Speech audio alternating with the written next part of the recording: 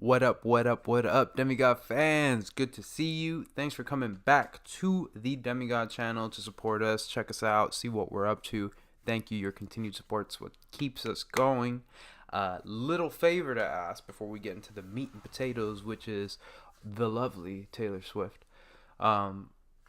Check out this hard-bodied video that is gonna magically appear in like that corner, or maybe even like right on my face. That would actually be really cool.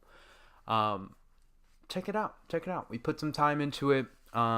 JP's idea, like wholeheartedly.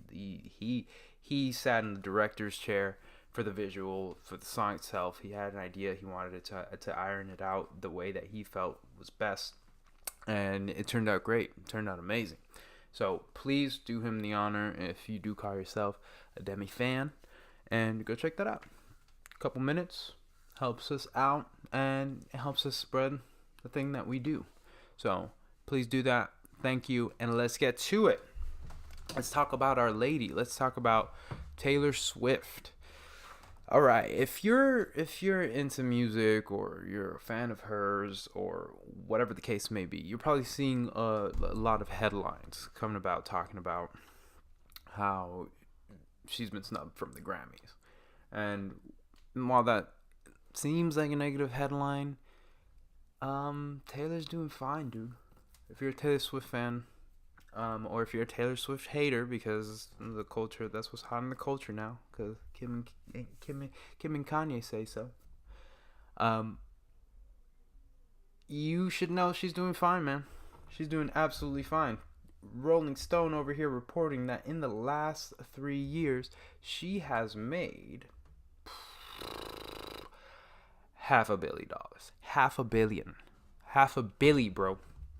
$500 million. That's insane. That's absolutely phenomenal. So shout out to Taylor Swift as an artist. That's amazing. Able to capitalize on your art. That is incredible. It's what everyone wants, and it's what everyone should want. It's what everyone should want, because in this case, she did it in an interesting way where basically she raised the prices of her tickets, so that they come out of the hands of scalpers, or scalpers, I guess, whatever. But when she first did it, obviously people are gonna look at it a certain type of way and be like, "Really, Taylor? You're just gonna make us pay more money to go see you? Like, you really think you're that hot?" But it's not just that. It's like she wants to obviously reach out and take some of the market that's taking her money. These are people who are just making money off of Taylor Swift without having anything to do with her. Anything, is just having the right bots or whatever. That's the truth of it. So she's trying to take her money because people are making money off of her back. Isn't that fair? I see it as fair. And not only that, it's just like, as a fan, if I'm going to be giving my money to an artist, I want to make sure that the money is getting to the artist. You get me? I don't want it to go somewhere else. I don't want to go to some random dude who happened to be in the right place at the right time, who happened to have bots buy a large amount of tickets to then resell to the very fans that are there. Like, you're just making money off of her back without really being involved or adding anything to it. I get it's a hustle just like anything else, but you can't be mad when someone finds a way to, basically cut you out because you shouldn't be there in the first place. And also, just like as a concert goer myself, like, it sucks when you initially miss out on buying the tickets when they first come out, and then you're like, oh well, I guess it's StubHub time. And then it goes from, if it's $100 tickets, it can easily go from 100 to 200 to 250 to sometimes 300, if we're just talking about $100 ticket in this case. Whereas on Taylor Swift model, it could be like, all right, what if the average price was 150? Like, me personally as a fan, I'd rather pay that 50 and make sure it's like, yo, it's going to Taylor or it's going to the artist that I like. Done. It makes the most sense. It's not going to anyone else. It's continuing to support her art and what she does, and it's continuing to support the experience, because the production, all those things could only get more and more wild, adding more to your experience, adding more to the artist experience of the concert. Like, that seems to be what should be the most important thing to people, but most times it's the bottom line on both ends. So while this might seem like, oh, just like a money grab from Taylor, it's totally not, man. It's totally not. It's more of like making sure she's getting her money. It's a smart system. It has its risks though. That one of the things of having so much hype and being able to go on tour and stadiums and all those things is a great marketing ploy, is that as soon as you put the tickets out, obviously if you're really hype, they sell out, and then from there you could be like, oh, sold out in Australia, sold out in boom, sold out in whatever. And that looks great for anyone else that's, further down the tour, because they're like, yo, the tour is amazing, the tour is lit, like look how it's doing in all these other places that it has all this demand. So it looks good for everyone, looks good for the artist, looks good for the team.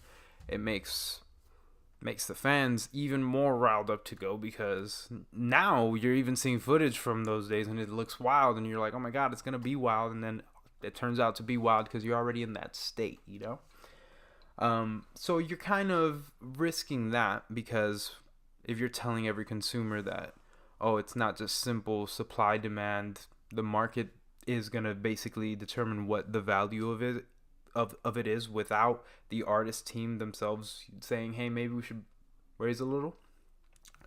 The risk is that you're not going to sell tickets as fast. People are going to be a little more hesitant, like, it's a little extra $50 that I don't need to spend. So they're going to take their time. It's going to be a little bit of a pause on that. But in her case, over time, people did buy the tickets, and people who did value Taylor Swift and the concert experience that she's known to give, over time did buy the tickets, and over time she made her money, man.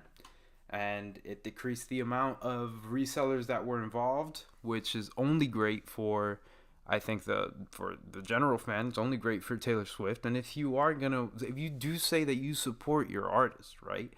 Like, why would you want a piece of the pie going to some rando, like just some rando, anyone with an internet connection and the right software? So in this case, there are like some safeguards for bots. So like you have to verify yourself so that they make sure that you're not a bot. Like, that's one of the things that you got to do before you're even able to buy the ticket. So obviously that's just like stage one, like let's protect the assets. And then on top of that, it's the raising of the prices.